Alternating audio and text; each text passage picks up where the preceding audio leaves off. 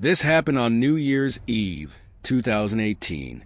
I am from Ohio, right outside of Cleveland, and I was going home after completing a semester at the University of Pittsburgh. Due to personal concerns, I had to stay at school for a week after the semester finished, so I spent Christmas mostly alone. The flight was okay, but I had already had a bad attitude before I got on the plane.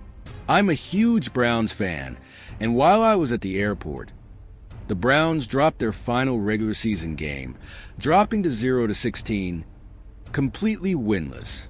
As a lifetime devotee, I felt a unique type of anguish. I believe we were the first team to go winless since the 1980s or something. To top it all off, my flight was delayed, ruining my family's plans for the night. Initially, we planned to go to my cousin's place for a New Year's Eve celebration and spend the night. But due to the delay, my parents decided to go early in the leading car. I got stranded driving the extra vehicle alone. My mother tried to make amends to me by leaving Anna, our golden retriever, behind to keep me company. I wasn't looking forward to traveling alone, but Anna was usually a terrific companion. I thought I'd make the most of it. It was almost 10 p.m. when my Uber dropped me off at the airport. I didn't even bother unpacking. I packed everything into the vehicle, grabbed Anna, closed up the house, and hit the road. The journey itself wasn't very memorable, with miles of Ohio backroads twisting through barren farms and areas of forest. There wasn't much snow on the ground, just a thin dusting, which was a relief as I loathed driving in the snow. However, it was pitch black and dark, with just my headlights and the occasional farmhouse with its porch light glimmering dimly in the distance, providing illumination. Anna began whining around halfway through the trip. I assumed she just wanted attention, but then she jumped up and started pacing in the passenger seat. That's when I knew she had to go to the restroom. I moaned, realizing there was nothing else I could do but pull over. The next clearing I came upon was small, just enough room for the car, but it would have to suffice. I recall thinking to myself how dark it was out there. Without the patches of white snow here and there, I wouldn't have been able to see into the woods. I shoved my hands into my pockets and tried not to freeze to death. Anna seemed unconcerned about the cold or the darkness, a typical golden retriever. I let her out without bothering to harness her. She sniffed among the woods, taking her time. She didn't go far, just enough to do her thing. That's when I overheard it. A huge smashing sound resonated across the woods. It wasn't simply a branch breaking. It felt heavy and intentional, as if someone or something was moving through the trees. I literally jumped because it was that loud. Imagine an adult guy racing through the jungle. That's precisely what it sounded like. I surveyed the darkness and strained to see anything, but it was too dark to see past the first few trees. Before I could respond, Anna raced into the woods. I'm telling you, that was the stuff of nightmares. She vanished into the trees, and I lost sight of her within seconds. I called her name again, but she didn't return. My heart was beating, and it became difficult to breathe. The cold didn't help, and I couldn't leave her out. That wasn't an option. Without thinking, I dashed into the woods, begging for her to return.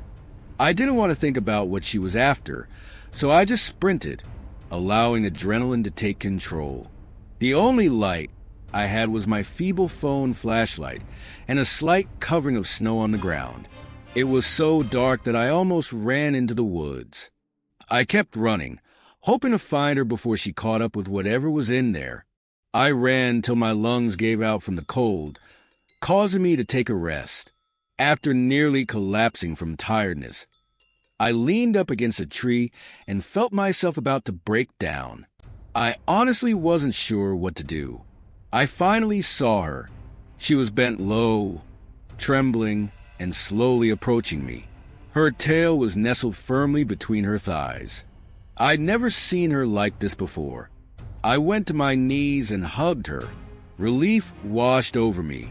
She squeezed into me, and I could feel her body quivering. Something had scared her. That's when I jerked back into reality and realized how terrible the situation was. We remained in the center of the woods, and something was still out there. I stood up and instructed Anna to follow me. This time, she obeyed and remained by my side as if her life depended on it. We began back to the car, but I wasn't sure whether I was heading the correct way. As if things weren't horrible enough, I almost jumped out of my skin when I heard a crash behind me. I didn't think. I started jogging. Anna ran ahead of me, and I followed her, hoping I wouldn't trip. The crashes did not cease this time. It appeared that it was following us. I can't tell you how terrified I was at that moment. I honestly thought I was going to die. By some miracle, Anna directed me back to the car. I virtually shoved her inside before slamming the door closed. As I jumped into the driver's seat, I looked back toward the trees and my stomach fell. 3 people were standing at the edge of the trees, observing us. I pushed the keys into the ignition and raced out of there. I did not stop, not even slow down, and I was still in shock. It wasn't until I had driven a few miles that I realized Ver was bleeding. I panicked when I noticed a wound just below her shoulder blade. Someone had stabbed her. I slammed on the brakes and dashed around the car to the trunk. My mother always carried a first aid kit in each vehicle, and for once, her over-preparation paid off. I cleaned VI's cut as well as I could and covered it with gauze. She whimpered, and I was concerned that I was hurting her, but I knew I was doing the right thing. For the first time since the sequence began, I felt myself relax. It was over. I tried not to think about it for the remainder of the journey, but I was stunned that such an incident had occurred to me. I ended up not informing my parents or relatives. I'm not sure why. It simply felt like something you'd keep to yourself. What I'm going to tell you is something I still think about frequently, particularly at this time of year. This happened on New Year's Eve a few years back. I was heading to my folks' place to celebrate New Year's with them. They reside a few hours away in upstate Pennsylvania, so I departed late in the afternoon, expecting to arrive with plenty of time. The drive was meant to be straightforward. I prefer lengthy trips, so a pleasant, tranquil journey would provide me with much-needed time to contemplate. But the weather had different intentions. Around an hour into my travel, snow began to fall. It was light at first, flurries on the windshield. Nothing to worry about, I thought. The snowstorm was lovely, but I believe I jinxed myself. The farther I drove, the heavier the snow fell. It simply continued snowing until I was in the thick of an actual snowstorm. The highway became slippery, and visibility decreased to nearly nothing. My car, a little sedan, isn't particularly good in the snow, so when the tires began to skid on even the tiniest hills, I realized I needed to pull over. It was pointless to put my life at risk. It was my fault for not correctly organizing the drive. I located a space on the shoulder far enough off the road to dodge passing cars, and there weren't many. When I texted my folks about my condition, they were worried ill. I attempted to convince them that everything would be fine, but I wasn't too confident myself. I assumed I'd wait out the brunt of the storm, hoping it would pass. But the snow didn't stop. In fact, things appeared to become worse from there. It simply kept coming, piling up around the car and down the road ahead. After about an hour, it became evident that I was not going anywhere that night. My father promised to attempt to reach me, but I told him it was a death wish. I informed him that if the snow didn't stop, I'd phone the police, which he reluctantly accepted as a reasonable answer. I didn't want to contact the cops, and I didn't have AAA, so that wasn't an option. I told myself that the storm would pass eventually, and that if it didn't by the time I was weary, I'd phone the cops. The idea of spending the night in the automobile made me anxious. I didn't want to run out of gas trying to stay warm, and I was concerned about damaging the battery if I left the lights or heat on for too long. I sat there, turning the engine on and off as needed to preserve energy. The wind howled outside. I was beginning to feel the weight of the loneliness when I turned in my rearview mirror and noticed headlights cutting through the storm behind me. I literally wanted to leap with delight. A snowplow drove up beside me. I was saved. I rolled down the window as the driver leaned out of it. He was an older man, maybe in his late 50s. He looked good, wearing a heavy jacket and a black knit cap pulled down over his ears. I recall thinking his face was really wrinkled, if that makes sense. It appeared worn, as though he had spent decades in harsh environments. I expected him to say anything, but all he did was gaze at me for an unusually long period. He eventually spoke, asking whether I was all right. He had a gruff voice and was clearly a smoker, which was actually somewhat off-putting. I informed him that I didn't think my automobile could handle the circumstances, attempting to be nice while maintaining a steady voice. He nodded, adding I wouldn't travel very far in a storm like this, especially with my automobile. He stopped for a few seconds, as if he was deciding what to say. I noticed his eyes skim my rear seat, as if he was seeking something. I was about to speak when he offered me a ride. I paused. I didn't know him, and while he seemed unusual, he struck me as a real person. Plus, remaining in my car all night would have been foolish. I asked him if he could take me to my destination, and he said it was no issue. I then inquired what I should do with my automobile, to which he shrugged and replied, "Leave it." After a time, I agreed. I grabbed my backpack and went into the cab of the snowplow. At first, the warmth seemed pleasant. As I sat down, I felt the strain in my shoulders begin to lessen. He inquired where I was going, and I informed him about my parents' residence. I gave him directions, and he nodded again but didn't say anything else. The silence was not terrible, but as the minutes went, I became increasingly uneasy. That's when I spotted something weird. He was not heading in the direction of my parents' home. I knew since the navigation was clearly heading oppositely. We were on a minor roadway with just two options. I attempted to remain calm and inquired whether we were on the right track in the most regular tone I could conjure. I don't believe I did a good job, though, because my query caused his tone to shift somewhat. Without glancing at me, he informed me that we were taking a short diversion and that the back roads were preferable to the freeway. I didn't know the region well enough to dispute, but something about the way he stated it turned my stomach. We traveled a bit more, and he did, in fact, exit the freeway and begin driving down some back roads. At least the GPS stated we were going correctly, so I assumed I was being paranoid. However, something in my gut told me he was gone, so I began checking about the cab more carefully. There were red signs everywhere. Empty liquor bottles thrown on the floor under his feet, torn up maps in the side pockets, and a knife wedged between the seats. My heart started thumping. You know that feeling when your heart begins racing, and you're afraid others may hear it? That's precisely what was happening to me. By that point, I was convinced we were on the wrong track. The GPS kept recalibrating since he missed turn after turn without looking at it. I began to panic. As we continued driving, I noticed a home in the distance, the only one I'd seen in miles. I needed to act. It seemed like a lifeline. I waited until we were near, took a big breath, seized the door handle, and kicked it open as hard as I could.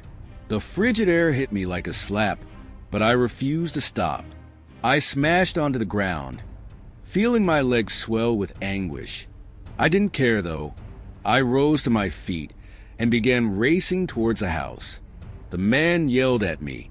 I looked back and saw him fumbling for something in the glove box, probably a rifle, for all I knew.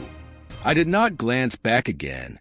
I hurried across the snow, careful not to slip, till I reached the home.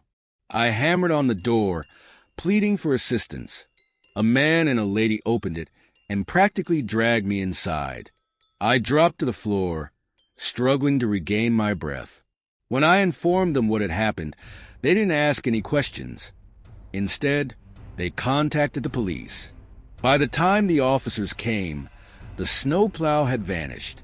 They promised to keep an eye out and examine the region, but in that storm, locating him seemed doubtful. They offered to drive me to my parents' place and even assisted me in calling someone to tow my car. I was pretty appreciative. My father was upset when he discovered it, and I haven't driven in the snow since. I'm continually thinking about what might have occurred if I hadn't leaped out of the car when I did. I've never been into parties. Even in college, I rapidly became tired of the going out scene. I discovered that doing something significant with a small group of close friends always made me happier. I'm from a remote location in northwestern Ontario, and this happened some years ago. My father and his friends have always celebrated New Year's Eve by going ice fishing while everyone else did it in their own way. My mother was not in the picture, and we didn't have many extended family members. So I grew up spending New Year's Eve on a frozen lake in the bitter weather with my father, his brother, my brother, and my father's friends. My father is no longer alive, and my brother moved to Chicago some years ago, but I still try to go ice fishing whenever possible, especially on New Year's Eve. I feel obligated to continue the tradition. Jake and Trevor, two of my most excellent buddies, are also very tough. You know the type. Those burly, lumberjack-like males who appear to be more in tune with the forest than with society. That's how I would characterize myself, too. Anyway, the three of us did our best to keep the tradition alive, which was excellent because spending New Year's Eve alone would be pretty miserable. Jake drove that day. His vehicle was ideal for the task, with large tires, four-wheel drive, and enough capacity in the back for all of our supplies. We'd packed everything we needed, including rods, tip-ups, bait, a sled to transport everything, and a tiny pop-up tent to protect us from the cold. The prediction indicated a clear night, but in Ontario, weather reports are seldom entirely reliable. We believe we were prepared for anything. The lake we were traveling to was not a well-known destination, which was one of our favorite aspects. It was hidden away, surrounded by dense woods, with a surface that remained frozen solid even in the calmer months of winter. It wasn't a spot you'd stumble onto unless you knew exactly where to search, and as Jake maneuvered the cold back roads, the thrill grew. There's something about the peaceful quietness of ice fishing. Just you, your pals, and the potential of a catch that far outshines sipping beer after beer at some random tavern. As we approached the trailhead, I observed a person standing close. He stood a few yards away, dressed up in heavy winter clothing, yet something about him seemed off. He didn't move but stood there gazing at our truck. At first, I assumed he was simply another angler assessing us, but then I noticed him look down at his phone, then back at us, and then back at his phone again. For some reason, it didn't seem casual. I'm not sure how to express it. It simply seemed weird. I remarked to my buddies that the guy was freaking me out. They both looked up. Trevor shrugged his shoulders, and Jake nodded but said nothing. We were ready to begin unloading when the man ran towards us, shaking his arms violently. I rolled down the window to listen to what he was saying. He started shouting that we needed to come to rescue him right away, and that his friend had just fallen through the ice. He pointed to his phone, explaining that the other person they were with had just told him. He sounded frantic, and his desperation was undeniable. He didn't think. Trevor unlocked his door, and we were all out, following the man down the trail to the lake. We didn't pause to collect anything, even our jackets. The desperation in his voice overcame any second thoughts. The man was virtually running, so we had to jog to catch up. As we came closer to the lake, I noticed something that didn't seem right. He was not directing us to the typical fishing areas. Instead, we were traveling to a more isolated portion of the beach, away from the thickest ice. I was going to quit following, but it was too late. Before we could react, we saw two additional males standing along the lake's edge. They weren't dressed for fishing, and they weren't moving. They were standing there waiting, I looked down at their hands. Both were armed. My blood became chilly. One of them called for us to halt right there. As we approached, he lifted his rifle and pointed it straight at me. I honestly can't articulate how you feel when someone holds a gun at you. I pray no one ever has to go through what I did that day. My heart sank as the man we'd been following turned to face us, a sneer appearing on his face. We had been set up. The second guy demanded Jake's keys and whatever we had on us. We didn't really have a choice. These men didn't appear to be fooling around. Jake grabbed into his pocket and tossed the truck keys to the man, and all three of us emptied our pockets. I attempted to keep my phone, but one of the men informed me that phones were also present.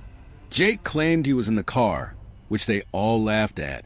I've never been so enraged in my life. How could we have acted so foolishly? I tightened my hands and wished those men weren't armed. I'd have taken them all on. They quickly seized everything and marched us back up the path at gunpoint before one of the men raced away in Jake's car. The other two backed away into the bushes, perhaps to their vehicle. I considered following them, but I decided it wouldn't be much assistance. We remained there for a bit, shivering, before Jake took out his phone. I knew he was lying about it being in the car. I'm not sure what we would have done if he hadn't thought swiftly on his feet. We still had service. He phoned the police and explained everything as best he could. The dispatcher advised us to stay put, so we snuggled together for warmth while waiting for aid to arrive. I was still quite irritated. Jake was the worst, kicking surrounding trees and cursing aloud. There was nothing Trevor or I could do to calm him down. The whole incident happened so fast that I was still absorbing it all. Why the heck would people go out in the middle of nowhere on New Year's Eve? It did not make any sense. I'll omit the boring stuff. The officers took an official report and were kind enough to bring us back to Trevor's place, which was the closest. As one might anticipate, Jake's automobile was never found, and those guys were never apprehended. We still can't believe what occurred. Trevor believes we just ran into the wrong people at the wrong moment. They had no intention of stealing us, but we happened to be the ideal prey. I believe that is feasible, although it seems improbable. Who sets a trap for some random folks on the whim of the moment? But it also doesn't make sense for them to be waiting for us in such a remote location. There was no certainty that anyone would turn up. I honestly don't know what to make of this whole situation.